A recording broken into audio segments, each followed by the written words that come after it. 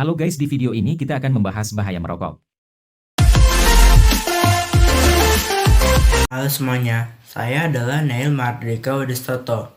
Saya adalah siswa yang berasal dari grup Wellbeing di sekolah.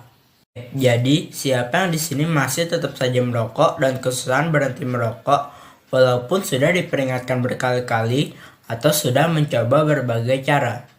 Jadi, seperti yang kalian tahu, rokok mengandung nikotin dan tar. Tapi, tahukah kalian bahwa kenyataannya ada sekitar 7.000 zat berbahaya dalam rokok? Dan beberapa di antaranya berupa logam berat, senyawa karbon, dan penambah rasa. Jadi langsung saja ke topik pada video ini.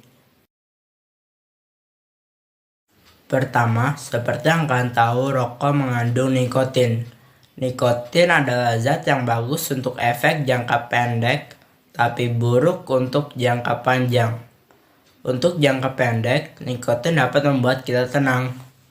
Tapi, tahukah Anda bahwa efek jangka panjangnya jauh dari yang kalian kira, yaitu dapat merusak otak, batuk, susah tidur, sulit konsentrasi, mudah marah, dan bahkan stres. Tar adalah salah satu zat penghasil kanker utama pada rokok. Sekitar 70%-nya mengendap di paru-paru. Tolun adalah salah satu racun yang memiliki potensi membuat mual, lemah, dan bahkan hilang ingatan atau menurunkan daya ingat. Karbon monoksida adalah zat yang ada pada asap pembakaran. Dapat membuat tubuh sulit membedakan karbon monoksida dan oksigen, dan dapat mengganggu aliran darah. Selain itu, karbon monoksida dapat menghasilkan koma dan kematian. Hidrogen cyanida dapat memakan paru-paru, dan kalau dikonsumsi secara berlebihan, dapat menyebabkan kematian dalam hitungan menit. Dan kira-kira untuk letak kandungannya seperti ini. Seperti yang tadi saya bilang, bahwa rokok dapat menyebabkan kanker, menurunkan daya ingat, mual, stres, dan koma. Dan untuk organ tubuh yang paling terdampak oleh rokok adalah yang kontak langsung oleh rokok, yaitu saluran pernafasan. Tapi ada beberapa orang yang jauh lebih rentan terhadap asap rokok, yaitu ibu hamil, anak-anak, orang lanjut usia, dan orang dengan penyakit berat. Dan bahkan kementerian dan banyak perusahaan rokok sudah berusaha untuk mengurangi jumlah perokok dan cara memberi tulisan pada label rokok. Dan kemudian beberapa tahun yang lalu dikasih gambar orang yang sakit karena rokok. Tapi hal itu sama sekali tidak berefek kepada masyarakat. Oke, tadi kita sudah membahas, jadi salah satu efek baik mengerokok adalah dapat membuat kita tenang dalam jangka pendek. Tapi kalau kalian mengerokok dengan tujuan membuat tenang, kenapa nggak pilih sesuatu yang lebih sehat seperti mendengarkan musik atau melakukan mindfulness? Oke, kalau tadi kita sudah membahas tentang cigarette, kali ini kita akan membahas tentang IQOS dan vape.